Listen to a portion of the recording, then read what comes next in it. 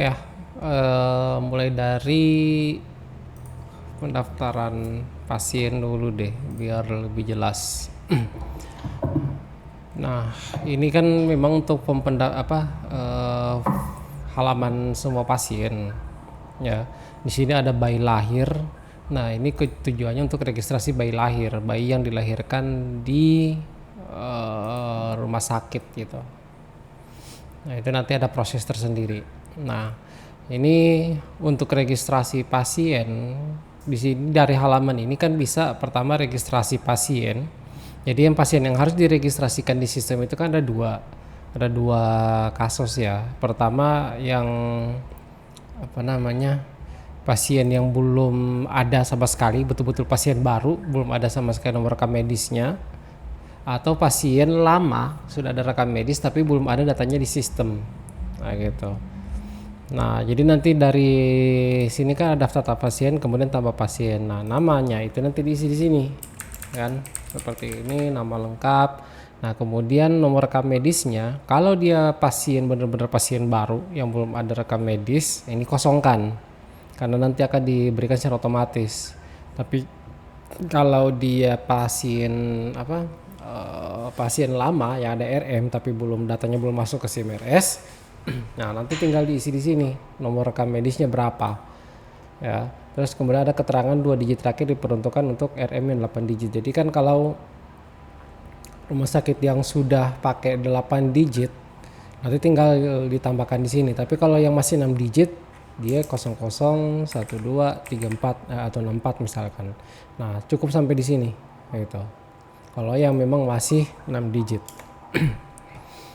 Oke, kalau nomor rekam medis kosong ini sebenarnya hasil perbaikan rekam medis ya. Kalau ada rekam medis yang ganda atau satu pasien dapat 2 RM kan akan melakukan penggabungan. Nah, hasil penggabungannya itu nanti ada 1 RM yang jadi tidak ada yang punya gitu. Jadi RM kosong. Nah, nanti pasien baru bisa kalau mau nanti bisa dikasih RM yang kosong tadi. Jadi tinggal dipilih sini. Ini RM ini RM kosong yang hasil penggabungan ketika terjadi double RM. Ya. Kemudian di sini untuk masukin nomor KTP, nanti habis itu klik ID 1 sehat untuk pengecekan ID 1 sehatnya. Gitu, pengecekan dan penarikan ID 1 sehat. Nah, biasanya kalau nomor KTP-nya sudah sesuai, tapi ketika pengecekannya respon dari 1 sehat NIK tidak terdaftar, untuk saat ini diabaikan saja itu. Yang penting nomor KTP-nya sudah benar dan sudah masuk, ya kan? Ya, tinggal mengisi data-data lain. Berikutnya pengisian alamat, data keluarga pasien. Nah, sampai di sini ada 2 opsi lagi. Apakah dia registrasi pasien dan layanan atau pasien saja? Kalau cuma dipilih registrasi pasien saja, berarti kan nanti yang tersimpan itu hanya data pasien. Tapi kalau pasien dan layanan, berarti nanti ada 2 data yang tersimpan. Yang pertama adalah data pasien, kedua layanannya juga masuk. Layanannya di sini nanti dipilih apakah dia rawat jalan, apakah dia ke IGD, ataukah dia hanya melakukan pemeriksaan penunjang, kayak gitu. Di sini tentu untuk memilih apakah dia pasien umum atau jaminan, ya. Penjamin kedua ini sih sudah jarang ya kasusnya ya. Tapi kalau dulu sempat ada, ini untuk saat ini diabaikan saja. Biasanya kalau dulu itu yang sering ada itu ketika pasien kecelakaan ya. Jadi ada penjamin BPJS sama penjamin jasara harja kayak gitu. Tapi ini kan udah jarang. Nah, BPJS nomor pesertanya berapa, nanti nomor SCP-nya pun bisa diisikan di sini. Data-data ini tinggal nanti disesuaikan dengan baru. Nah, di sini tarif poliklinik. Ini kan nanti ada pengaturannya di sini nih, di bagian poliklinik. Nah, ini tujuannya biasanya gini, ada rumah sakit itu yang menerapkan 2 tarif. Misalkan kalau untuk umum harganya sekian, kalau BPJS harganya sekian, kayak gitu. Atau misalkan kalau dokternya dokter spesialis harganya sekian, dokter umum harganya sekian. Nah, itu nanti diatur di sini gitu. Jadi mereka milih pakai tarif yang mana. Ini kebetulan cuma ada 1 tarifnya yang 100.000, ya udah berarti yang ini yang terpilih kayak gitu.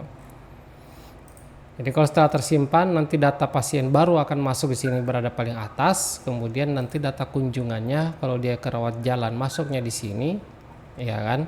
Untuk yang ke IGD nanti datanya masuk ke sini, ke rawat darurat. Nah, bagaimana dengan kalau pasien baru? Kalau pasien baru, pasien lama ya. Jadi kayak gini. Ini pasien lama. Sudah ada datanya di sini. Ketika dia mau berkunjung lagi, berarti kan tinggal klik kanan. Di sini ada pendaftaran layanan. Kayak gitu. Pendaftaran layanan ya sama kayak tadi yang pendaftaran layanan, tinggal pilih rawat jalan, IGD atau penunjang medis, ya, polinya ke poli mana dan seterusnya. Kemudian di sini ada kunjungan. Ada kunjungan baru, kunjungan kontrol atau kunjungan konsul. Nah, ini kunjungan baru, kunjungan kontrol sebenarnya cuman pendataan aja nanti kebutuhan pelaporan ya. Tapi ketika ada sini pilihannya kunjungan konsul, nah di kunjungan konsul ini contohnya tuh kayak gini. Ada pasien datang ke poli interna hari ini misalkan. Terus sama dokter interna minta untuk konsul ke poli bedah. Tapi polinya udah tutup atau tidak ada jadwal poli bedah hari ini. Makanya kan nanti dia datangnya besok gitu ketika poli bedahnya buka. Ya, karena dia datangnya besok, sedangkan kalau konsul sesuai ketentuan BPJS, ini kalau kita berbicara pasien BPJS ya. Ketentuan dari BPJS ketika dia konsul itu masih dianggap sebagai satu jaminan, satu SCP gitu. Nah, makanya ketika ada pasien konsul mau didaftarkan di hari yang berbeda, nanti pilih kunjungan konsul, kemudian diklik cari kunjungan asalnya tadi gitu. Nah, itu kalau diklik, kalau memang dia ada kunjungan ke internal nanti muncul di sini. Ya, muncul di sini kunjungan yang internal kemarin, nanti tinggal diklik. Setelah disimpan, dia nanti jadi satu tagihan satu SCP dengan kunjungan internanya.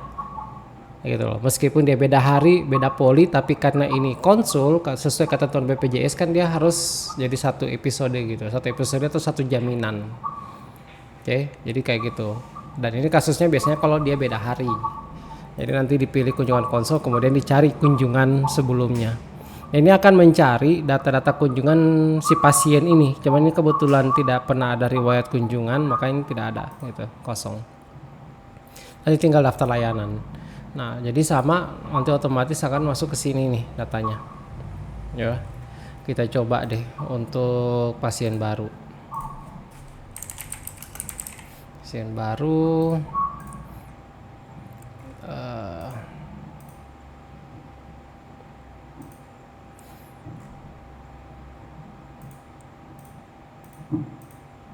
kayak gini ya, misalkan kita next saja.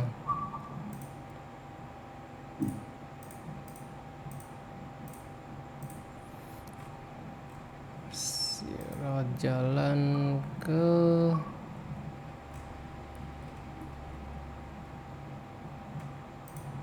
penyakit dalam, kunjungan baru, kemudian simpan. Oke, kita ke rawat jalan. Nah, ini aku udah masuk nih pasien baru, nomor RM-nya ini. Oke, 8 Januari. Nah, ketika sudah masuk ke sini, ini sebenarnya selesai si petugas loket itu selesai tugasnya, karena petugas loket itu tugasnya hanya ada di sini. Selanjutnya nanti diproses oleh bagian poliklinik, ya, bagian poliklinik. Karena ini sudah rekam medis elektronik, maka harusnya itu yang pertama kali itu dari keperawatan dulu, oke, melakukan yang namanya asesmen awal. Nah, ini nanti tinggal klik asesmen awal. Di sini ada pemeriksaan mata, ada kebidanan, ada anak. Ketiga-tiganya ini sudah asesmen awal khusus. Itu. Tapi semuanya itu nanti dimulai dari asesmen awal yang paling atas dulu. Oke.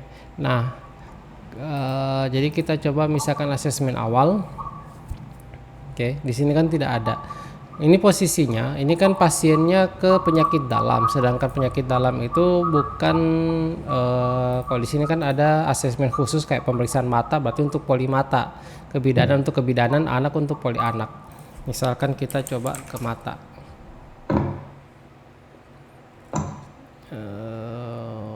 Mata yang belum dilayani ya kayak gini. Nah, ini kalau kita cek asesmen awalnya, di sini ada pemeriksaan mata, gitu loh. Jadi di sini pemeriksaan mata itu. Coba kita kembali, kita cari sekarang kebidanan ya.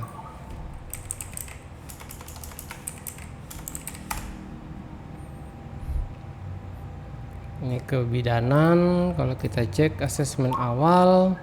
Nah, ini tadinya pemeriksaan mata ganti dengan kebidanan. Gitu.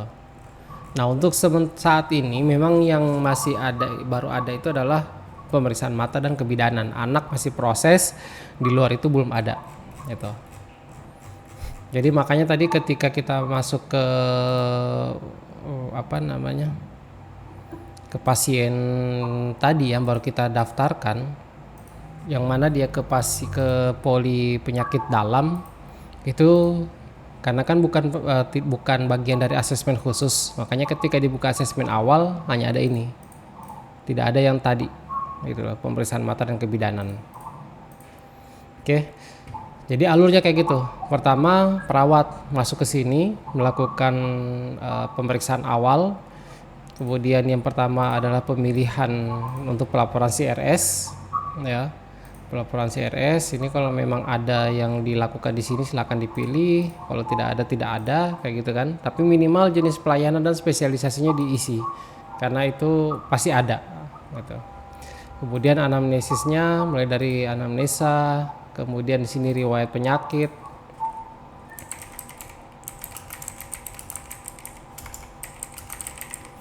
Nah, riwayat penyakit biasanya apa, ada hipertensi kah, ada DM kah, kayak gitu, atau yang lainnya, misalkan seperti ini, riwayat penyakit keluarga, ya kayak gitu. Terus ini untuk riwayat alergi, kondisi alerginya.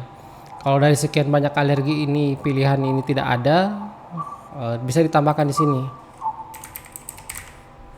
nggak tambah gitu. Ini alergi obat lainnya di sini misalkan.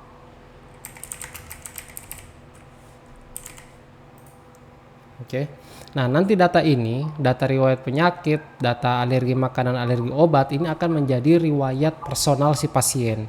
Jadi ketika dia datang berkunjung lagi, kemudian dilakukan asesmen awal, ini akan sudah terisi secara otomatis. Kenapa? Karena ini memang melekat ke personalnya, ke orangnya. Tapi kalau asesmen yang ini, anamnesa ini melekat ke kunjungannya. Jadi nanti kunjungan berikutnya mungkin ya kosong lagi, karena bisa saja keluhannya berbeda gitu. Tapi kalau riwayat penyakit biasanya kan sama terus. Sekali dia dibilang dia pernah hipertensi, ya hipertensinya itu melekat. Jadi ketika dia mau masuk IGD, mau masuk lagi ke rawat inap, itu perawat atau dokter bisa lihat, oh dia ada hipertensi. Jadi mereka tidak perlu mengisi lagi gitu. Asesmen gizi ya, ini juga tinggal dipilih aja, tinggal disesuaikan sebenarnya, dan langsung keluar skornya di sini berapa. Ya, kondisi gizi pasien kurang lebih baik, buruk. Kemudian di sini untuk pemeriksaan fisik, ya, nadinya berapa, tensi sistoliknya, diastoliknya, kayak gitu. Suhu badan, keadaan umum, tingkat kesadaran pasien, ya, ini tinggi badan. Nah, kemudian ada pemeriksaan penunjang. Biasanya,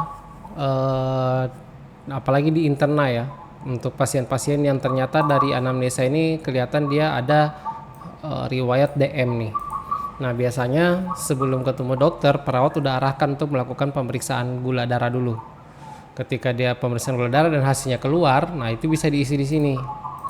Ini diisi di sini supaya apa? Nanti dokter bisa lihat, oh sekarang posisi gula darahnya sekian gitu loh.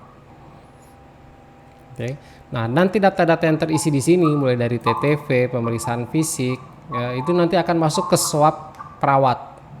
Oke. Kita lanjut dulu di sini. Ini status psikologi dan sosial ekonomi. Kemudian ini tindakan keperawatan. Nah, di interna umumnya sih tidak ada tindakan perawat. Tapi kalau di mata misalkan itu biasanya mereka ada pemeriksaan visus, itu mereka biasa isi. Tapi ini tergantung ini ya, kebijakan rumah sakit ya. Gitu. Atau misalkan ada rawat luka yang dilakukan oleh perawat, gitu. Nanti bisa diisi di sini. Kalau nggak ada ini di skip aja. Nah, saat masuk di swab, ini swabnya perawat ya, bukan swabnya dokter. Nah, ini udah terisi. Ini kan diambil dari anamnesa dan riwayat penyakit. Oke, ini diambil dari tadi pemeriksaan fisiknya TTV. Nah, ini penunjang karena tadi diisi 100. Nah, tinggal di bagian asesmen dan planning ini diisi oleh perawat kalau memang ada. Karena ini biasanya asesmen dan planning itu asesmen untuk apa istilahnya diagnosa keperawatan dan planning perencanaan keperawatannya seperti apa. Oke, ini nanti sebenarnya tinggal disimpan. Kemudian nanti ada muncul verifikasi PIN gitu. Nah, ini cuma tidak bisa disimpan karena ini bukan login perawat ya. Coba kita pakai login perawat.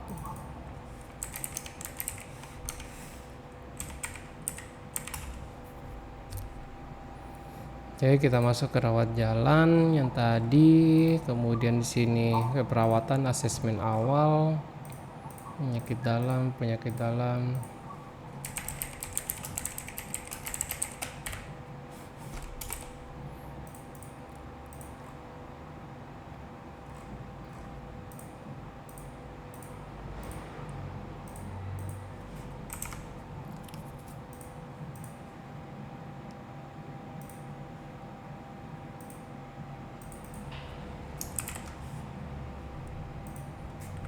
Misalkan seperti ini ya. Ini untuk asesmen resiko jatuh, tidak. Oke, psikologi sosial. Tindakan keperawatan tidak ada, swab ini nanti bisa diisi dengan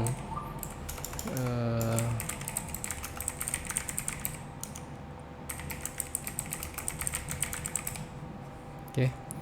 Nah, ketika ini disimpan, data subjek, data objek ini akan terkirim secara otomatis ke subjek dan objeknya dokter. Karena umumnya subjek dan objeknya dokter itu isinya juga sama kayak gini. Isinya anamnesa, riwayat, objeknya juga terisi dengan kondisi pemeriksaan asesmen awalnya si pasien. Ya, jadi secara otomatis nanti swabnya dokter, subjek dan objeknya terisi, kecuali asesmen dan planning itu tidak terkirim ke dokter. Oke, ini kita simpan, masukin PIN. Nah, ini kan berhasil. Kalau kembali nanti ketika diklik lagi ini asesmen awal, dia langsung tampil seperti ini. Ini artinya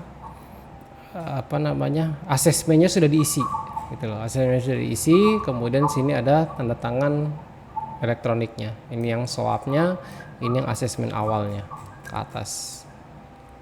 Oke. Nah, kalau coba kita lihat mata ya, yang ada asesmen khususnya.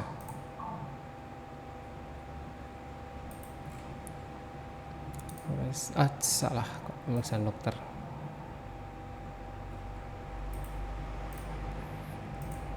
Asesmen awal. Nah, ini ada pemeriksaan mata, yang mana kalau ini diisi kayak gini. Nah, nanti di swabnya ini ada pemeriksaan matanya masuk, sama seperti ini.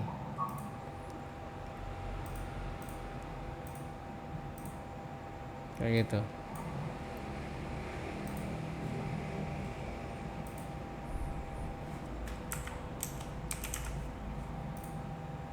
Ya.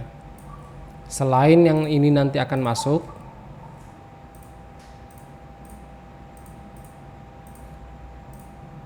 kan? Ini tadi akun apa bang? Ini perawat. Iya, ini akun perawat. Oke. Jadi nanti sama juga data-data ini akan terkirim ke dokter di poliklinik. Oke. Lanjut kita ke tadi kan sudah diisi asesmen awal. Nah, ketika kita dokter masuk melakukan pemeriksaan, Ini ada halaman pemeriksaan dokter, ada beberapa bagian. Pertama di sini adalah data dan riwayat medis. Ini isinya semua riwayat rawat jalan dari pertama dia berobat dan di semua poliklinik gitu loh. Di semua dokter spesialis nanti muncul di sini. Ini kebetulan cuma satu baru pertama kan. Kemudian ini riwayat IGD-nya, ini riwayat rawat inap. Dia kalau ada operasi nanti laporan operasinya tampil di sini.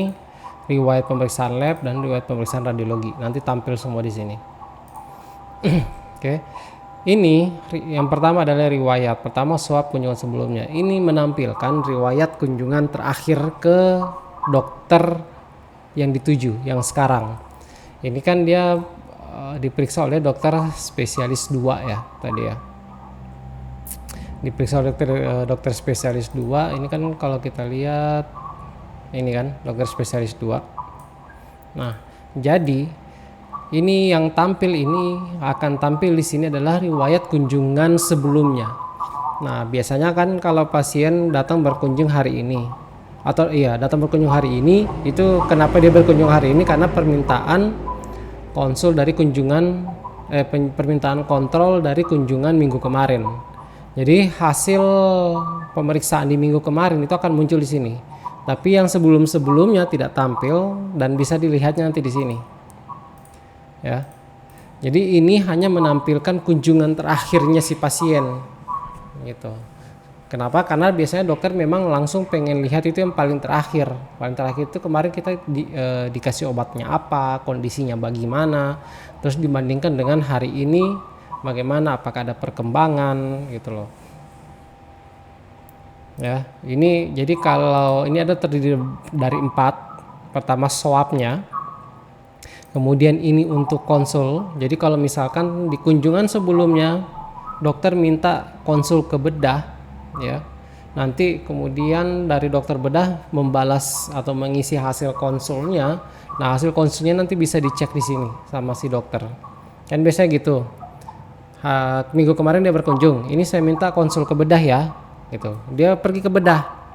Tapi habis dari pergi ke bedah kan dia pulang. Minggu depannya ketika dia balik lagi ke interna, hasil konsul dari bedah itu nanti dia bisa lihat di sini sama dokter. Oh, ternyata dokter bedah jawabannya kayak gini. Gitu.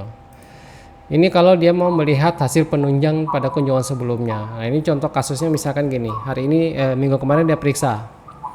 Oke, ini saya minta periksa lab, nanti hasilnya saya cek minggu depan gitu.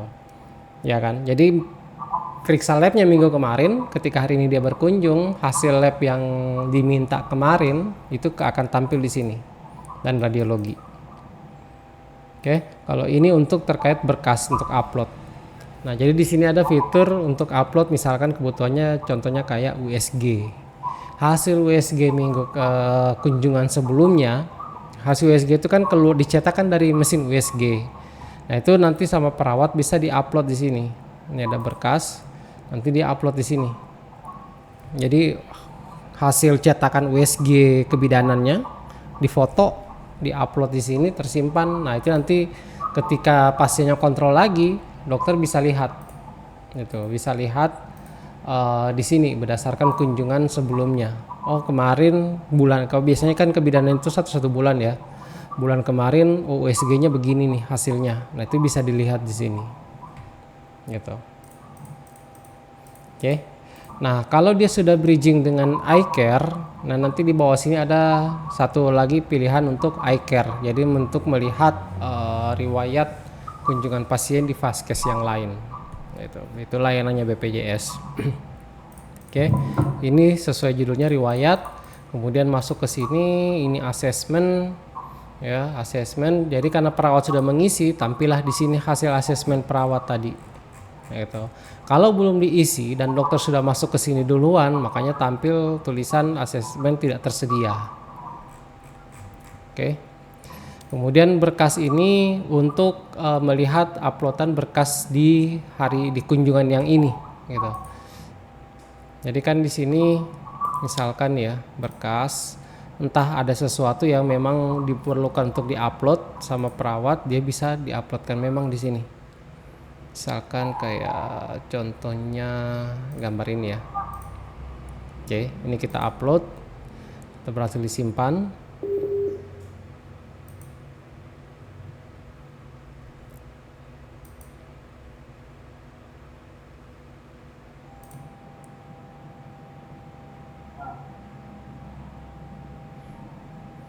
Nah, ini asesmen, kemudian berkas. Nah, ini tampil di sini. Ini yang tadi diupload kan. Gitu. Gambar medis ini keperluannya untuk menggambar sih. Kalau ada dokter yang pengen nyoret-nyoret sesuatu, ya, gambar anatominya kah? Biasanya kan THT gambar leher. Kemudian nanti di sini kasih keterangan kaitan gambarnya apa, gitu loh. Nah, gambar medis juga ini kita bisa sertakan dengan gambar bawaan, misalkan kayak polimata. Polimata itu ada yang namanya kan gambar. Nah, ini contoh riwayat kunjungan sebelumnya ya. Jadi tanggal 29 Agustus ya, dia berkunjung. Kemarin itu subjeknya apa, objeknya apa, asesmen dan planningnya apa. Kemudian di asesmen, kalau perawat sudah mengisi pemeriksaan mata, ini keluar di sini hasil pemeriksaan matanya. Ya, ini hasil asesmen awal. Kalau tadi kan ke poli internal tidak ada asesmen awal khusus. Karena ini di mata ada asesmen awal khusus pemeriksaan mata, makanya tampil. Kalau selain mata tidak ada. Kemudian di bagian gambar medis ini ada, kita bisa, kalau tadi kan gambarnya bebas, dia ada kotak area untuk menggambar secara bebas. Kalau ini di sini ada gambar template-nya, Oculus, ya. Jadi nanti dokter bisa nandai di sini. Misalkan ini OD, kasih kayak gini. Nah, nanti biasanya dia dokter nulis OD katarak, kayak gitu. Nah, nanti ini kalau tersimpan, gambar medis ini akan menjadi bagian dari swab. Coba kita cek swabnya. Nah, ini. Jadi gambar medis tadi yang dia buat itu menjadi bagian dari swab di dalam objektif. Jadi ketika dia berkunjung lagi, ya, kontrol minggu depannya, dokter ketika melakukan lagi pemeriksaan nanti muncul di sini tuh gambarnya, sama seperti tadi kan, itu gambar medis. Oke, kemudian penunjang ini untuk melakukan permintaan penunjang. Jangan lupa nanti diisi data klinisnya. Data klinis ini kan sama seperti dasar kenapa harus dilakukan pemeriksaan penunjang.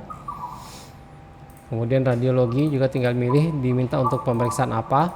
Jadi ketika ini sudah diklik, misalkan kayak gini ya, ini bagian dari swab juga. Dia minta dilakukan pemeriksaan darah rutin, kemudian kolesterol total sama glukosa sewaktu misalkan, atau glukosa puasa lah. Di radiologi dia minta dilakukan fotoradiologi. Nah, kemudian di bagian diagnosa dan prosedur, ini diagnosa sesuai ICD-9 dan prosedur diagnosa sesuai ICD-10 dan prosedur sesuai ICD-9. Ini ada datanya, kita kembali ke yang tadi aja deh, yang masih kosong. Oke, ke penunjang minta darah rutin, kemudian kolesterol total sama glukosa puasa, minta fotoradiologi, data klinis. Kemudian di bagian diagnosa, nah kalau dokter biasa mendiagnosa berdasarkan ICD-X, dia nanti bisa nyari di sini, gitu. Diabetes berarti S10. Tapi kalau dokter yang tidak terbiasa mendiagnosa menggunakan ICD-X, dia bisa pakai di sini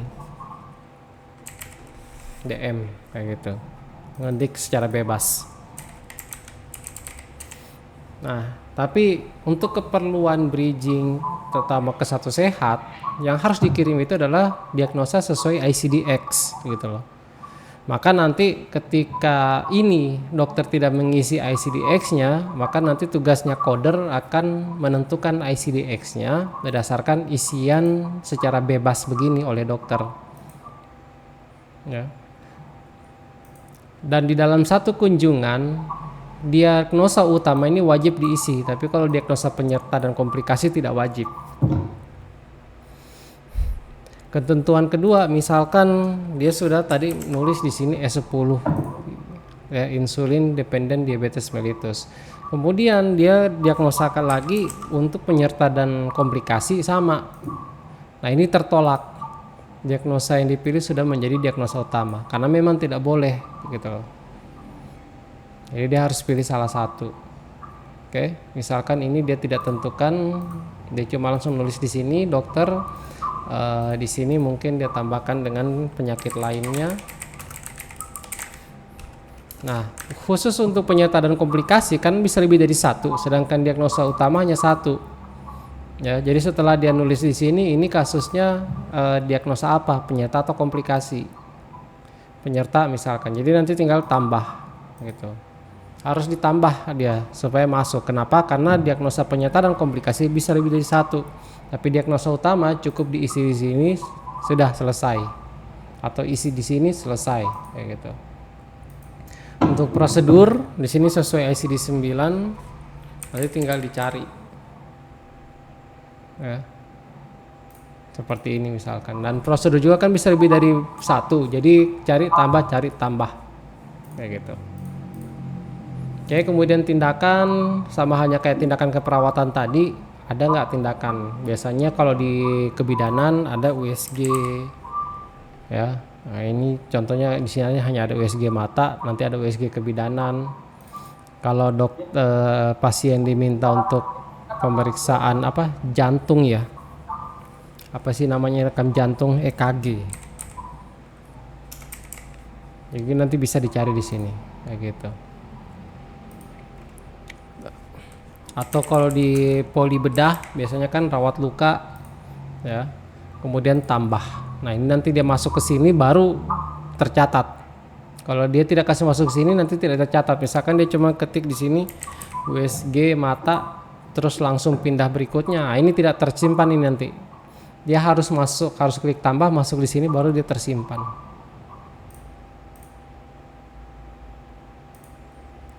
Kalau resep di sini untuk nyari misalkan paracetamol ya, keluar nanti daftar paracetamol, daftar obat-obat yang namanya paracetamol. Kemudian di sini ada stoknya, dan ini stoknya langsung cek ke apotik gitu loh, ke farmasi. Itu untuk obat jadi. Kalau obat racikan ada di sini, dicari. Nanti ini ada videonya sendiri sih untuk masalah obat jadi, obat racikan, kan ini agak panjang. Itu sudah ada videonya tersendiri, nanti dilihat aja sih. Misalkan ini penjelasannya kita skip aja ya.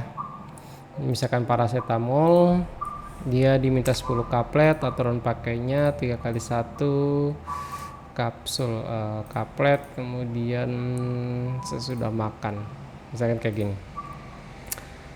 Kalau ini gunakan kotak isian untuk nama obat yang tidak tersedia. Jadi bisa jadi dokter mau meresepkan yang obatnya ternyata tidak ada di apotik itu, dia bisa ketikkan di sini nama obatnya bebas. Ya, satuannya misalkannya kapsul. Nah, ini kenapa ada yang seperti ini?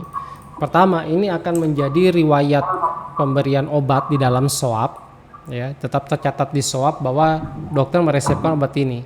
Kedua, nanti berdasarkan ini dari apotik mereka bisa keluarkan namanya kopi resep, gitu loh. Keluarkan kopi resep, nanti dari kopi resep itu pasien bawa ke apotik lain, kayak gitu. Misalkan seperti ini ya. Nah, perencanaan sini ada 2, rencana operasi. Kalau memang dia ada rencana operasi, ya tanggal berapa, operasinya operasi apa, ya, pelaksananya siapa, spesialisasinya apa, misalkan.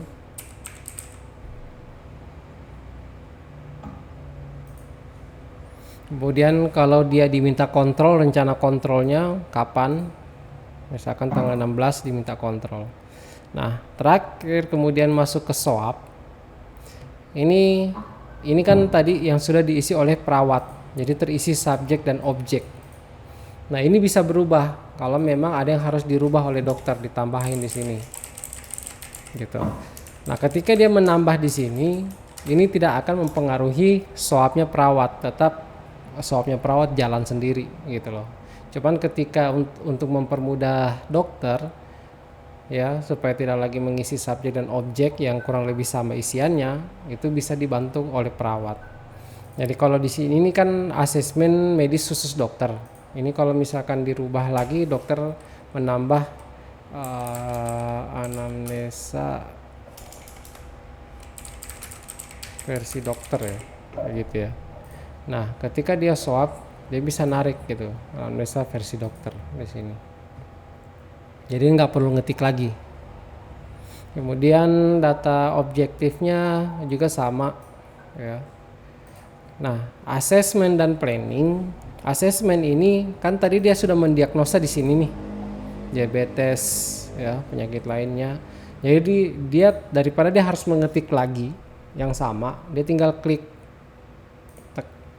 Tadi sih diagnosa utama diabetes, diagnosa komplikasi penyakit lainnya, kayak gitu. Sesuai dengan yang terisi di sini. Misalkan kayak begini kan, dihapus ketika dia klik. Nah ini. Untuk planning ada beberapa yang dia bisa tarik. Tadi dia input resep, dia input perencanaan, dia input juga penunjang. Nah semua itu bisa langsung ditarik. Resep, laboratorium, radiologi, kemudian tindakan, rapat rawat muka, dan perencanaan. Pasien direncanakan operasi, pasien diminta kontrol. Oke, bagian selesai. Ini untuk diet pasiennya. Ini tinggal dipilih dari opsi-opsi sini kalau memang ada, atau dia mau tambahkan dengan yang lain. Ya, instruksi pulang tadi kan diminta kontrol. Kemudian kalau di sini konsul poli lain, ini kalau memang pasien diminta untuk konsul kayak tadi kasusnya, dia dari interna konsul ke bedah. Nah ini dokter bisa masuk ke sini, klik. Mau ke nggak ada bedah ya, ini misalkan bedah, kemudian nanti permintaan konsulnya itu bisa diisi di sini kayak gitu. Kalau dia mau dikonsul ke ahli gizi, nanti tinggal pilih di sini untuk ahli gizinya, tinggal mengisi sesuai dengan data ini nanti akan terkirim ke modul gizi data permintaannya. Ini juga ada video nanti untuk masalah gizinya, ada videonya, itu sudah ada. Ini untuk keperluan rujuk balik. Jadi kan rujuk balik ini kalau dia pasiennya pasien BPJS, itu kan harus diinput datanya ke ini ya. Karena ini sudah rekam medis elektronik, tidak ada kertas. Maka data ini ketika dokter merujuk balik, nanti dari petugas BPJS atau petugas loket yang bertanggung jawab terhadap penginputan rujuk balik itu nanti mereka mantaunya lewat sini, menu pasien rujuk balik. Ketika ada permintaan rujuk balik, ya mereka bisa inputkan ke Viclaim rujuk balik. Oke, kalau memang tidak ada, di ini kita skip aja dulu. Nah, di sini status pelayanannya sudah selesai dilayani ya. Atau dalam perawatan itu biasanya kasusnya kalau pasiennya masih mau diminta pemeriksaan laboratorium di hari yang sama, kalau memang bisa dilakukan gitu. Jadi biasanya dalam perawatan disimpan dulu, nanti si pasiennya balik lagi, kemudian biasanya diagnosanya diganti atau diperbaiki atau baru mau diisi ya. Kalau sudah dilayani, cara keluarnya pulang, keadaan keluarnya tinggal dipilih yang mana. Nah, kemudian simpan. Gitu. Nah, ini bukan akunnya dokter yang mengisi. Makanya ketika diklik simpan langsung tersimpan.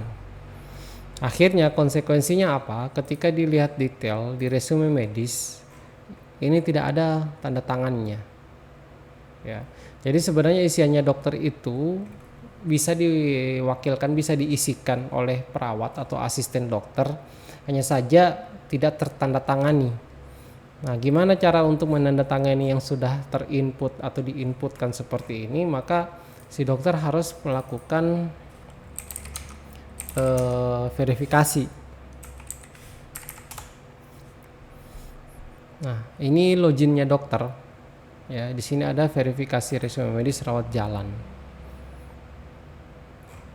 Ya, ini adalah kunjungan-kunjungan pasiennya si dokter yang di dalam resume medisnya tidak ada tanda tangannya. Ya, jadi ini tidak memaksa harus dokter yang mengisi, bisa diwakilkan tanpa harus dokter membagi username, password, dan PIN-nya. Karena itu kan sebenarnya sifatnya rahasia, dia tidak boleh bagikan. Gitu loh. Tapi tetap ada dokter yang menggunakan asisten, dia minta sudah ini asisten saja yang isi. Nah, nanti bisa diisikan seperti itu, tapi tetap untuk membubuhi tanda tangannya harus dokter. Masalahnya ini resume medisnya kan sudah dalam bentuk elektronik, dan ketika mau diklaim kan harusnya ada tanda tangannya. Nah, ini tidak ada tanda tangan, otomatis tidak bisa diklaim. Oke, misalkan pasien ini ya, ini sekarang kita verifikasi, dokter memasukkan PIN tanda tangan. Oke, berhasil verifikasi. Sudah hilang yang tadi. Coba kita cek di sini. Seperti ini ya. Nah, ini kalau detail resume medis, nah ini sudah ada tanda tangannya. Dan ini kalau di scan nanti keluar siapa yang bertanda tangan dan tanggal berapa. Ya, di sini tanggalnya 8 Januari 2024. Padahal di sini tanggal kunjungannya 29 Agustus 2023.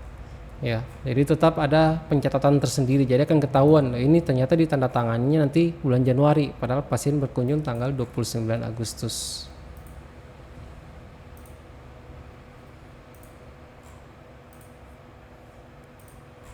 Termasuk ini juga kan belum ada tanda tangan yang tadi. Oke.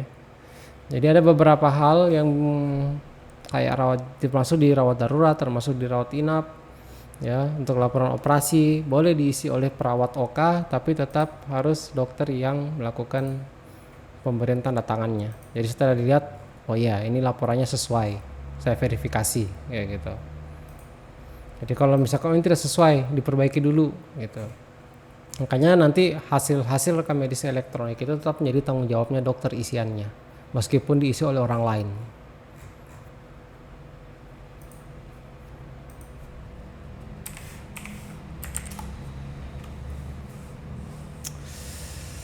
Oke, nanti dari situ kan tadi ada permintaan penunjang ya, permintaan penunjang otomatis nanti masuk ke sini. Ini pasien baru tadi ya, ini permintaannya semua. Kemudian radiologi, ini juga permintaannya.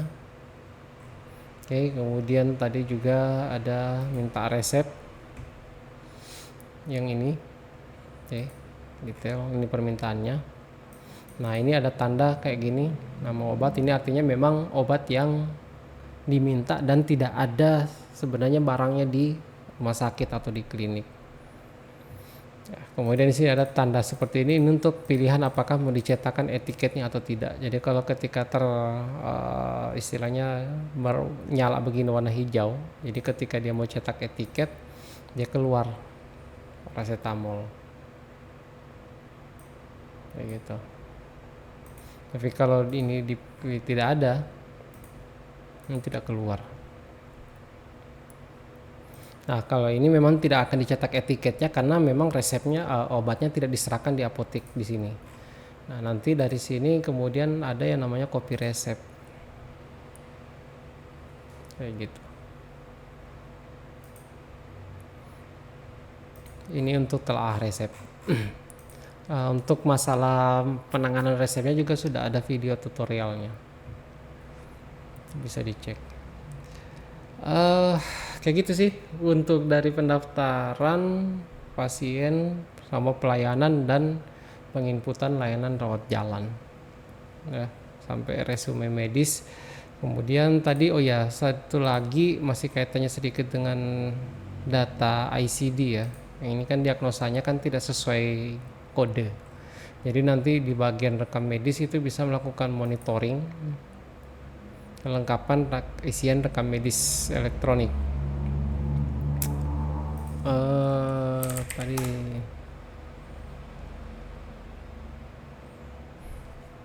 Ini banyak sekali datanya ini. Nah ini kan pasien baru berkunjung tanggal sekian, ya ini belum tertanda tangani resume medisnya, diagnosa utamanya tidak menggunakan ICD-X, dia mengisi swab, CRS-nya juga terisi tapi ICD-9 juga tidak terisi. Nah si coder nanti berdasarkan data ini dia bisa melakukan edit untuk mengisi diagnosa utamanya. Oh ini diabetes mellitus, oh, berarti ini kita isi mungkin S10 kayak gitu. Setelah disimpan, kalau kita lihat lagi,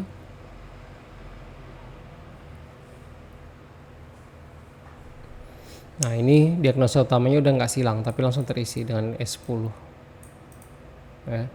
Nanti jadi sampai ke berkas klaim. Nah ini juga sudah ada penjelasan video tutorialnya, ini singkat aja. Nanti di bagian klaim, oh ini sorry, ini pasien umum ya, jadi nggak ada klaimnya. Nah, ini aja contoh yang ada kayak gini ya. Ini kalau diklik berkas klaim, nah ini nanti semua sudah muncul di sini.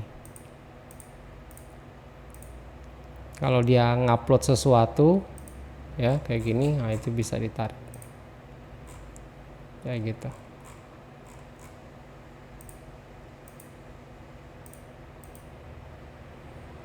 Itu bisa langsung jadi cetak PDF.